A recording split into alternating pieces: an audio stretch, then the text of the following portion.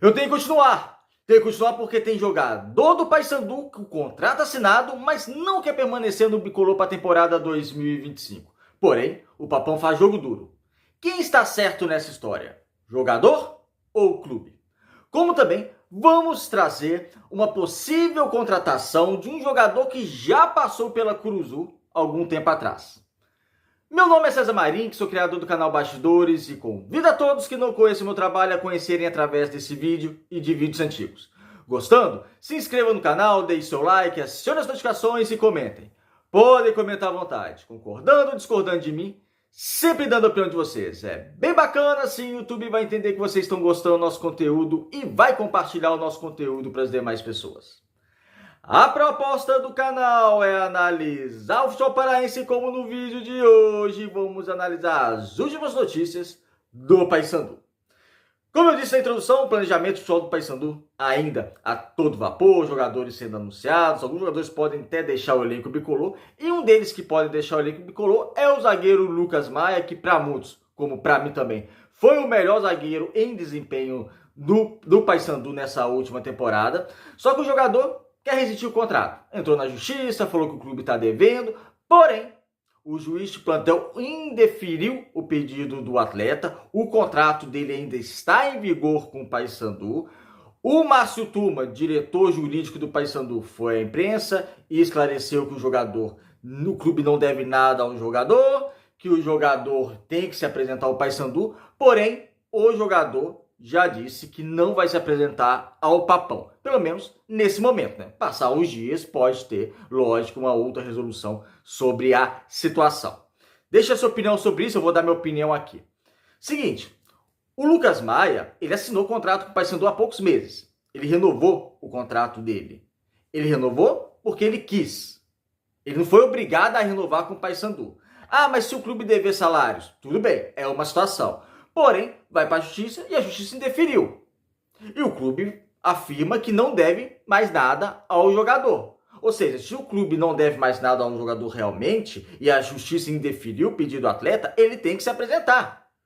Se ele não se apresentar, se eu sou o presidente do Paysandu, Roger Aguilera, eu desconto os dias que ele não se apresentou, que ele não trabalhou. Desconto. Vou lá, desconto e vou ter justificativa para descontar o salário dele tranquilamente, não importa se foi o melhor zagueiro do Paysandu em 2025. Ele é um profissional, tem que respeitar a instituição que ele está, ele renovou o contrato porque ele quis renovar o contrato, então ele tem que se apresentar. E o Paysandu acerta a fazer realmente um jogo duro.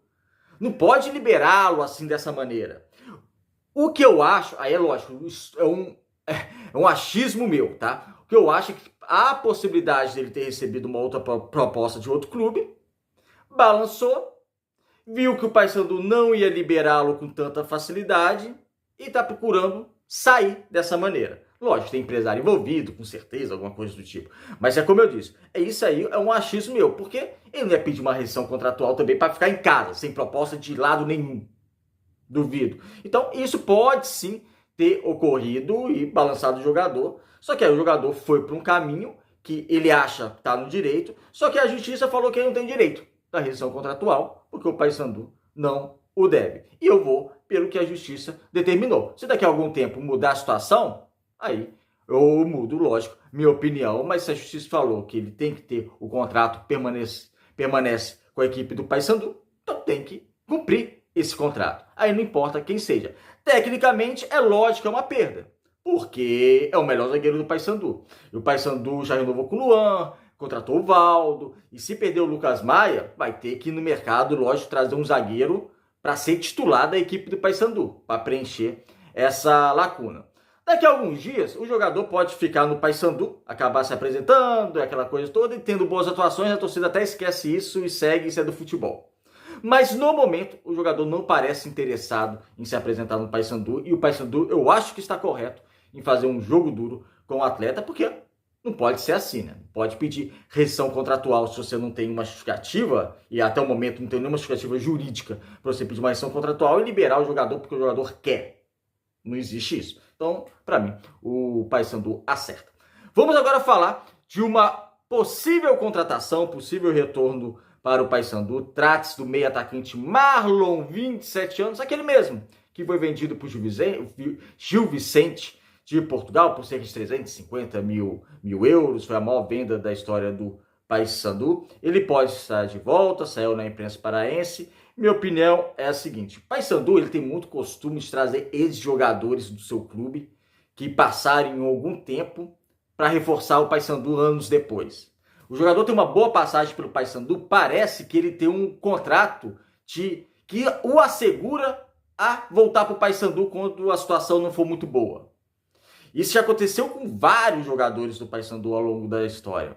Só que a gente tem que analisar o momento. O Marlon, sim, teve um bom momento naquela Série C. Foi, sim, um jogador importante. Embora não jogou bem a temporada toda, na minha opinião. Ele oscilou bastante, mas sim, em alguns momentos decisivos ele foi importante. Principalmente na primeira fase daquela Série C. Ele foi um jogador importante para a equipe do Paysandu. Saiu, só que o Marlon, depois que saiu do Paysandu, ele praticamente inexistiu para o futebol.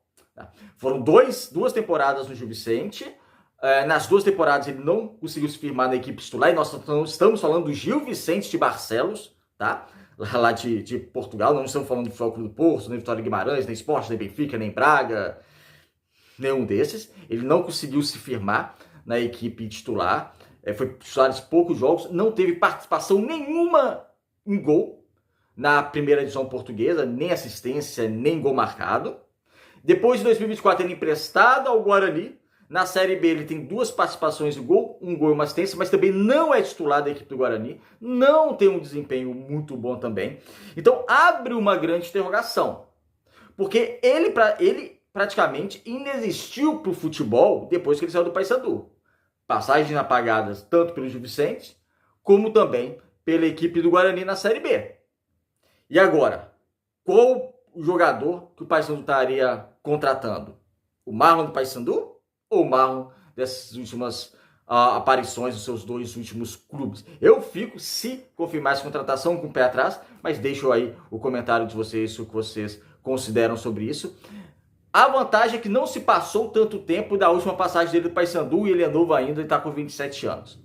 Porque costuma ser o jogador jogar com 22 anos no Paysandu e quando tiver com 35 voltar. O pessoal pensar que é um jogador com 22 anos. Não passaram tanto tempo, passaram cerca de 3 anos. É um jogador, pode sim render na equipe do Paysandu, mas se fosse para investir, eu acho que eu tentaria algo novo. Pelas últimas temporadas dele, por também no próprio Paysandu ter oscilado, talvez fosse para algo novo. E se fosse contratado, não seria, pelo menos de cara, uma opção na equipe titular. Eu acho que o Paysandu precisa sim do meio atacante, mas contratar e no mercado um outro nome de um meio atacante, mas vocês deixam aí o comentário de vocês. Marlon pode ser, sim, um novo reforço da equipe do Paysandu para a próxima temporada. Um abraço, se inscreva aqui no canal e até o próximo vídeo.